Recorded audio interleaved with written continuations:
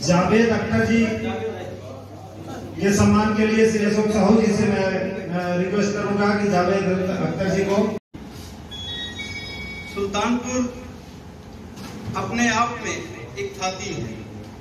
यहाँ एक तरफ आपको त्रिलोचन जी मिलते हैं तो दूसरी तरफ विद्रोही जी को आप नहीं उठा सकते। एक तरफ राम नरेश त्रिपाठी जी हैं तो दूसरी तरफ सुल्तानपुरी जी हैं।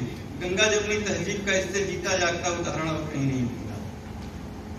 मित्रों, सुल्तानपुर से इसलिए भी मेरा गहरा नाता है कि मैं आपके पड़ोस का हूँ। सुल्तानपुर, अगर मुझे लखनऊ की यात्रा करनी है तो बिना सुल्तानपुर को क्रॉस किए नहीं जा सकते, चाहे वो कैरियर की यात्रा हो चाहे दैनिक ट्रैवल। तो यहाँ अभी जैसे बात कार्यशाला की हो रही थी, बात पत्रकारिता की हो रही थी, खबरों के लिखने के तरीके की हो रही थी, तो इसमें यह देखने की चीज है कि जिस तरह की ट्रेंड बदला है। हमारे पास पहले हमारे पिताजी, हमारे ग्रैंडफादर, दादाजी धोती कुर्ता पहनते थे, अब हम जींस पहनने लगे हैं। पत्रकारिता की भूख भी उसी तरह बदल रही है, दौर भी उसी तरह बदल रहा है।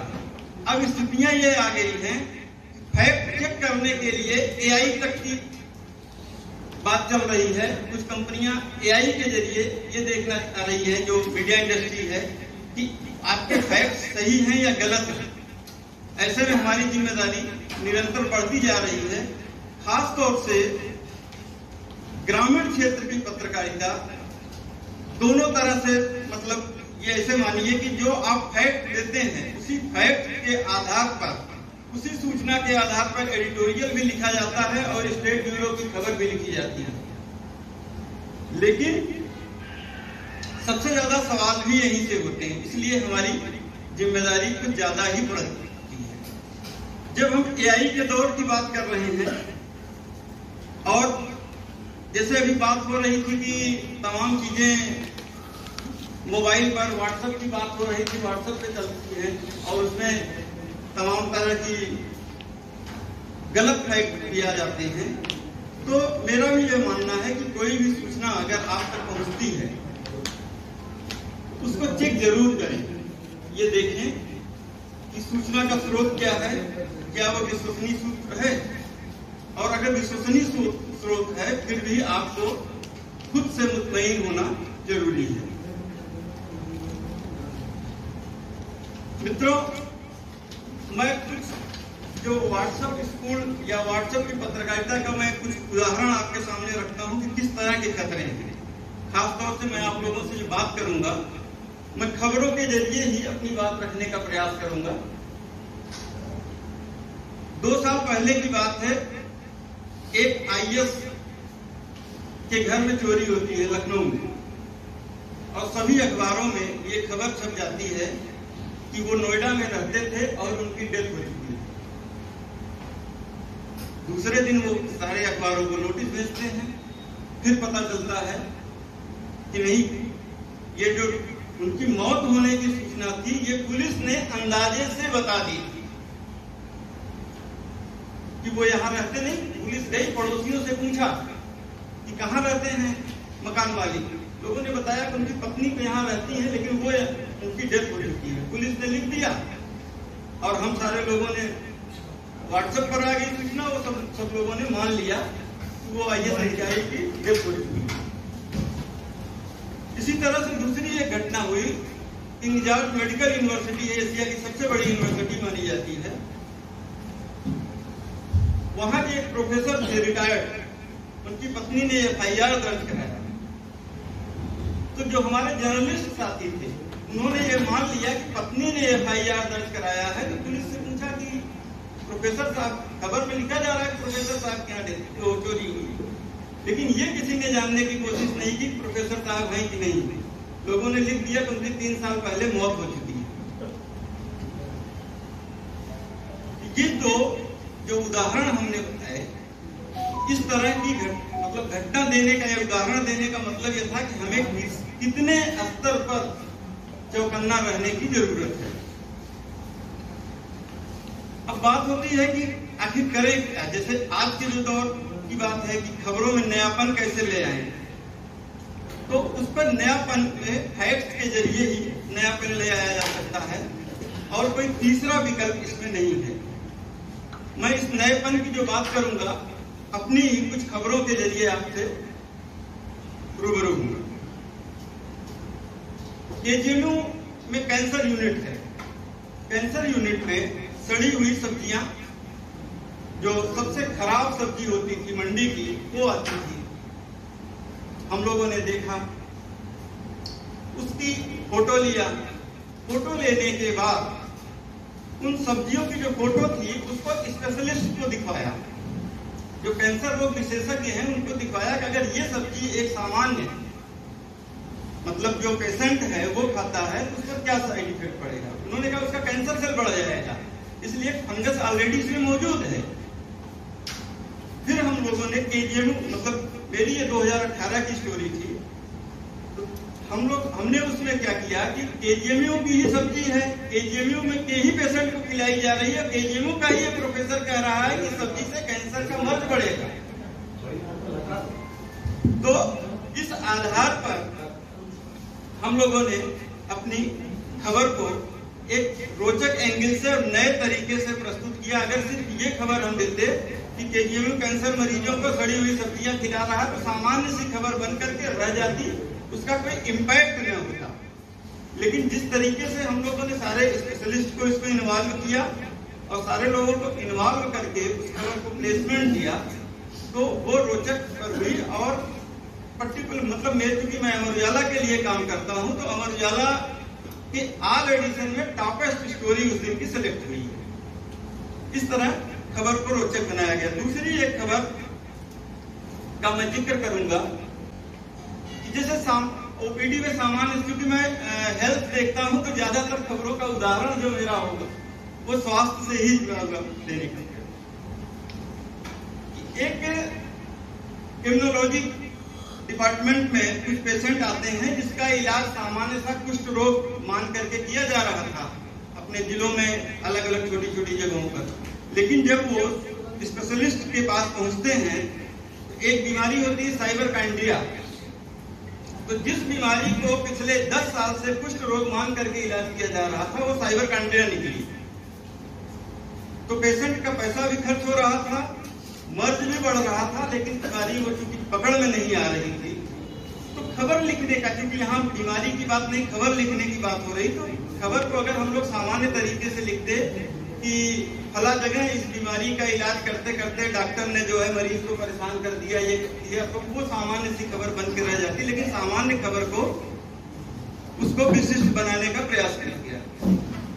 इसी तरह से जेंडर सेंसिटिविटी पर अभी जो मेरी एक खबर सेलेक्ट हुई है उसमें लाडली मीडिया अवार्ड के लिए, उसमें यह था कि बीमारी पति पत्नी दोनों की सजा भुगतती है पत्नियां। सामान्य सी खबर है, हमारी सोसाइटी के आसपास भी होता है कि किसी महिला को बच्चा अगर नहीं है तो उसके हस्बैंड को जिम्मेदार नहीं बनाया जाता, सीधे सीधे उसको ब्लेम करते, जो सोसाइटी का एक कल्चर है। तो उस खबर को हम लोगों ने उस महिला के दर्द के आधार पर प्रेजेंट करने का प्रयास किया। किस तरह से उसको घर से निकालने तक की तैयारी हो गई, डॉक्टर के यहाँ गया, उसका हस्बैंड मानने को तैयार नहीं था। लेकिन जब पूरा वर्कआउट होता है तो ये समझ में आता है कि महिला में तो किसी तरह की गड़बड़ी नहीं थी। मतलब देखा जाए तो सामान्य खबर है, लेकिन इसको स्पेशलिस्ट के हवाले से अलग अलग सारे तथ्यों को समायोजित करके और ह्यूमन एंगल देते हुए हम लोगों ने उस खबर को विशिष्ट बनाया और वो खबर मतलब लाडली मीडिया अवार्ड के लिए सेलेक्ट हुई। दूसरी मैं बात करूंगा कि खबरों को स्टैंड कैसे करें। आपके आसपास ढेर सारी खबरें होती हैं और हम लोग जिस युग की पत्रकारिता कर रहे हैं, अब सवाल ये भी होता है कि खबर छपेगी तो कल क्या होगा। इस खबर को लेकर के कल किस तरह की चीजें हमें झेलनी पड़ेंगी, उसका भी ध्यान रखना पड़ता है। मैं अभी सर से रास्ते में मैं जिक्र कर रहा था, पता लगी सामान्य सी खबर है कि हेपेटाइटिस की दवा राज्य में नहीं है, लेकिन आपका प्रमुख सचिव, उप मुख्य है स्टेट का, तीनों ये कह रहे हैं कि दवा है हमारे यहाँ, आप जो देख लो। अब सवाल ये होता है एक जर्नलिस्ट के तौर पर कि उस खबर को स्टैंड कैसे किया जाए। सबसे बड़ा सवाल ये कि भाई आप क्योंकि वर्जन की बात करते हैं, अगर हम लोग बिना वर्जन की खबर देंगे तो परंपरा में नहीं, ये नहीं छपेगी। दूसरी तरफ जब हमारा प्रमुख सचिव ये कह रहा है हमारे यहाँ तो पर्याप्त दवाएं हैं, तो आप कैसे लिख दोगे कि नहीं है? अगर लिख दोगे तो कल आप गलत साबित हो जाओगे।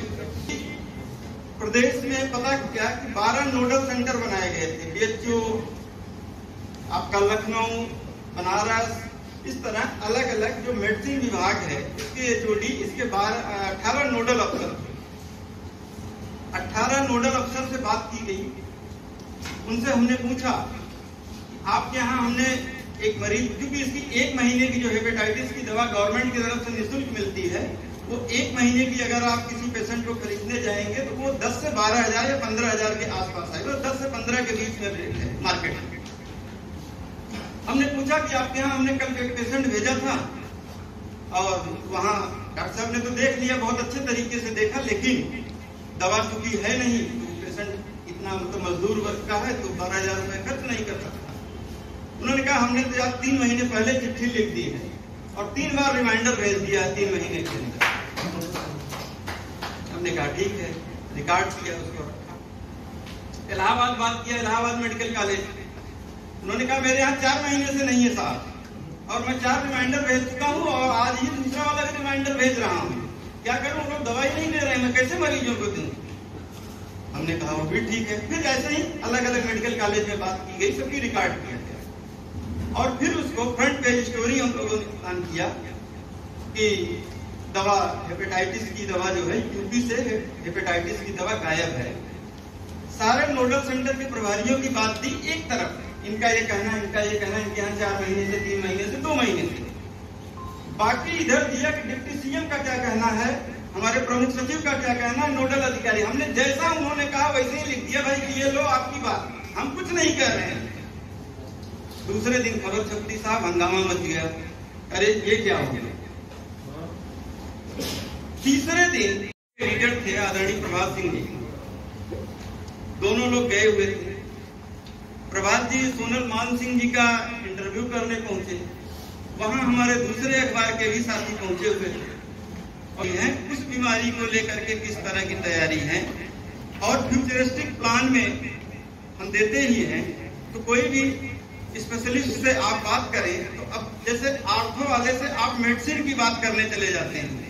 संक्रामक बीमारियां फैल रही है इस समय, वायरल फीवर है, चिकनगुनिया, मलेरिया है, तो वो कई बार अखबारों में भी छपता है। हमारे यहाँ मतलब वो सारे संस्थानों की वही बात है कि उसमें हम एक आर्थोपेडिक्स का जो हड्डी रोग विशेषज्ञ है उससे उसका वर्जन आ जाता है कि संक्रामक बीमारियों पर। तो हमें ये भी देखना है कि हम जिस बीमारी के बारे में बात कर रहे हैं क्या वो उसका विशेषज्ञ है या नहीं है। तो जब तक इस पर काम नहीं करेंगे तब तक जो है अपनी जो एक क्रेडिबिलिटी है उसको हासिल नहीं कर पाएंगे। तो यही सारी चीजें थी और मैं सोचता हूँ कि बाकी दीन सर हैं, हम लोगों का मार्गदर्शन करेंगे। इन्हीं चंद शब्दों के साथ